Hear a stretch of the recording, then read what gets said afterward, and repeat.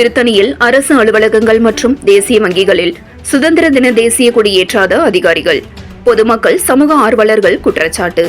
தமிழகத்தில் ஆகஸ்ட் 15 78வது சுதந்திர தினம் சென்னை தலைமைச் செயலகம் முதல் தமிழகத்தில் உள்ள அனைத்து அரசு அலுவலகங்களிலும் செய்யக்கூடிய கொடியேற்றி அதிகாரிகள் கொண்டாடி வருகின்றனர்.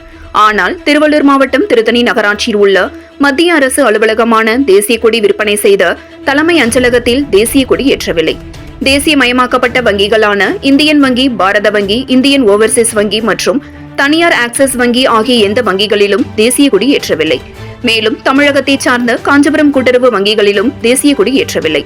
தமிழகத்தை சார்ந்த மின்சாரத்துறை செயற்பொறியாளர் அலுவலகத்திலும், ஊராட்சி சேவை மைய அதிகாரிகள் அலுவலகத்திலும், வேளாண்மை விற்பனை, வேளாண்மை வணிகத்துறை அலுவலகம், தமிழ்நாடு மாநில ஊரக வாழ்வாதார இயக்கம் அலுவலகத்திலும் என எந்த அலுவலகத்திலும் 78வது சுதந்திர தின தேசிய கொடியை ஏற்றவில்லை.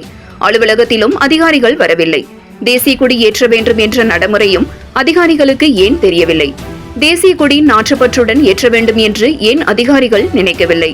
இந்த அதிகாரிகள் இந்தியாவில் உள்ள மக்கள் வரிப்பணத்தில் அரசாங்கத்திடம் சம்பளம் வாங்குகிறார்களா அல்லது பக்கத்து நாட்டு வெளிநாட்டில் இவர்கள் சம்பளம் வாங்குகிறார்களா? சுதந்திர தினத்தை மறந்த அதிகாரிகள், தேசிய கொடி ஏற்றாத அதிகாரிகள், இவர்கள் மீது உரிய நடவடிக்கையை விரைந்து எடுக்க வேண்டும் என்று தமிழக அரசுக்கும் மத்திய அரசிற்கும் திருத்தணி சமூக ஆர்வலர்கள் மற்றும் பொதுமக்கள் கோரிக்கை வைத்துள்ளனர். 7 Green News செய்திகளுக்காக திருத்தணி செய்தியாளர் மணிகண்டன்.